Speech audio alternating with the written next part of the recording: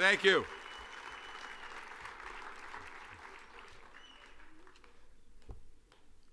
Wow. Would you look at the size of this union family? Can you feel the warmth? I feel the warmth. It's absolutely amazing. Plus it's hot in here. But good evening and welcome. I want to start out by thanking a couple of people. I want to thank Liz Schuler for taking the time from, I know, your very busy schedule to address our group. Liz, you're doing a great job at AFL-CIO. And speaking for the entire NALC, I want to tell you that we appreciate all that you're doing for the labor movement and all that you're doing for working families in general. So thanks for being here.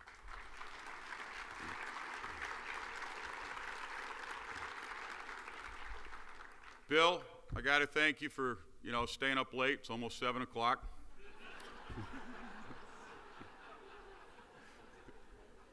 And installing the newly elected officers of this great union for which you dedicated your life and your career.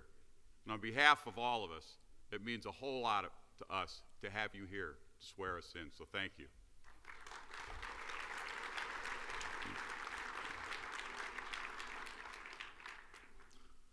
Gary, I appreciate you heading up this ceremony, because I want you to know that you've been a great executive vice president. And you and I have talked, and you know that you are going to be sorely missed. So thank you, brother.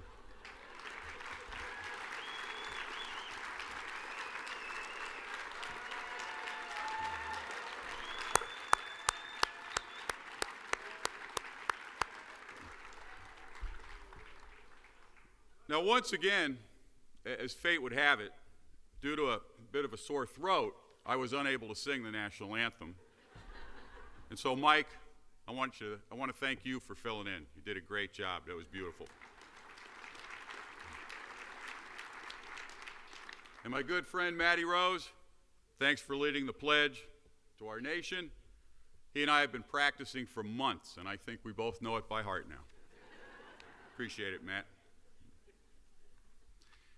I want to start out by saying what a tremendous honor it is for those of us that have been elected by our peers to stand up here and be installed.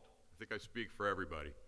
I can't begin to tell you how much it means to each and every one of us to have family, friends, neighbors, co-workers, colleagues who want to be part of this celebration. And most of you have traveled far at great expense to do so. So thanks so much for your support of these newly elected officers. Thank you.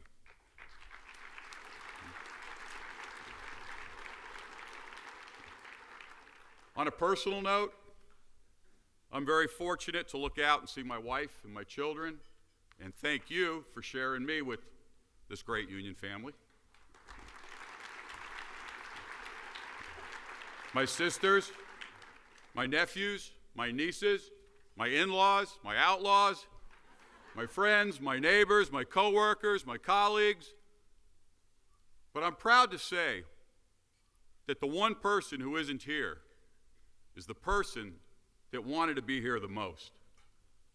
Now, my mom, she's in Florida, and not many of the officers or the scribes know her, but she knows all of you because she's like the biggest fan of the NALC. She's got every bulletin, every postal record. She reads it cover to cover, and she knows everybody. I'll talk to her on the phone, and she'll ask me about what one of the officers wrote or a scribe or something. So she would really love to be here. She's in Florida, and she's always telling me, honey, I'm not sick. I'm just getting old. She turned 90 this year.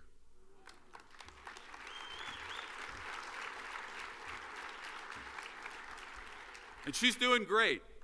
She's just reached a time in her life when travel is no longer fun. It's really no longer an option, but rather it's a burden and it's a risk. But anyway, I believe we're filming this installation ceremony for the website. So, Mom, I just want to say I love you. We feel like you're here with us, and I'm sorry I told everybody how old you are.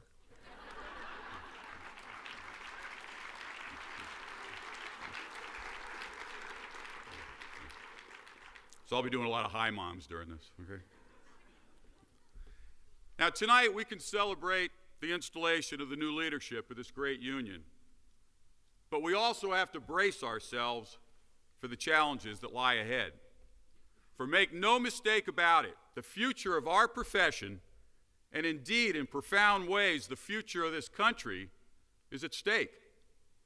The next election in 2012, whose importance we all understand, began the day after the 2010 ballots were counted last month. And even before the electoral wars of 2012 get fully underway, we at the National Association of Letter Carriers are going to be facing pivotal legislative battles as we do our utmost to secure the future of one of our nation's oldest, proudest, and most important institutions, the United States Postal Service. We will continue to fight to put the Postal Service on sound financial footing with a common sense plan that in a rational political world, never see that, whatever that might look like, would draw little opposition. We will fight to maintain the much needed service it provides, delivering mail to 150 million homes and businesses 6 days a week across the nation as our country's only truly universal communications network. And we will fight to preserve the well-being of the dedicated and the skilled employees who help the Postal Service provide this service and many other services that aren't in the job descriptions.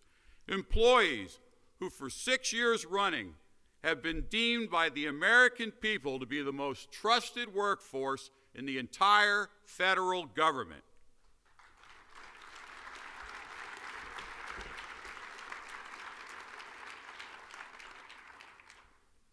Waiting for you to clap, I was thirsty. Now that's an extraordinary achievement because we're surrounded by top-notch colleagues in the federal workforce. And this is perhaps an appropriate moment to tell you, or to better yet, to remind you how proud I am, how privileged I am to once again have the opportunity to represent 200,000 fellow letter carriers and our 100,000 retired colleagues whose commitment, whose passion, and often courage resonate so deeply in the communities that we serve day in and day out. Just a couple of weeks ago, we saw in a newspaper in Massachusetts the headline, "Letter Carrier Credited with Saving Elderly North Andover Woman." This inspires us. This makes us proud. But it doesn't surprise us as letter carriers. Why? Because what's remarkable about this headline is that it's not remarkable for what we do. At one time or another, a similar headline is run in many places around the country. And in the coming weeks, in the coming months, in the coming years, it's going to be repeated in other places. And just like that 25-year veteran carrier in this instance, her colleagues elsewhere almost surely will seek no attention for their heroism. Rather, they will deflect any notion that they are heroes, contending that they were simply doing their job. And that's a reflection of one thing. If Americans have become attached to the letter carriers, it's in large measure because letter carriers have become attached to the communities and the customers that we serve. Now, we did this a little different this year. The holiday party is going to follow the installation dinner. So only having a couple hours to speak, I'm going to have to be relatively brief. So get comfortable. There's three themes that I want to leave you with, and they involve elections, the ones we've just been through, and the ones that are ahead, the status of the labor movement, and the situation confronting the Postal Service. First, the election. There's no need to sugarcoat what happened last month. Many of our strongest allies lost their seats in Congress due to misguided public anger over the slow pace of the economic recovery, plain and simple. Their loss is something that we're going to feel both on a professional and on a personal level. While the responsible politicians tried to improve the economic situation that they had inherited, our foes chose to do something quite different: obstruct and vilify. Freed from the need to actually find solutions to these complex problems, many of which they caused in the first place, their simple narrative swayed many Americans. And at the same time, it's important to recognize that the results could have been much worse than they were. Many good lawmakers managed to overcome the wave of frustration, from Gary Connolly next door in Virginia to Harry Reid in Nevada, and anti-worker forces failed in their bid to take over the Senate.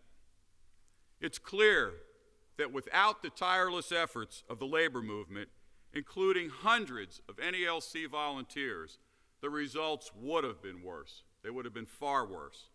Those efforts included sending 18.6 million pieces of political literature by U.S. mail, thank you, Sister Schuler, to get out the word about pro-worker candidates. The Labor 2010 program made a huge difference in a number of races. And looking ahead, we know that labor will be a key factor in what occurs in 2 years. The anti-worker side feels the wind at its back now and will leave no stone unturned as they try to take the country back for corporate interests. They know that if they can capture the Senate and the White House while holding the House of Representatives, they will encounter little political opposition in their bid to turn back the clock. We must not let that happen. Oh, water.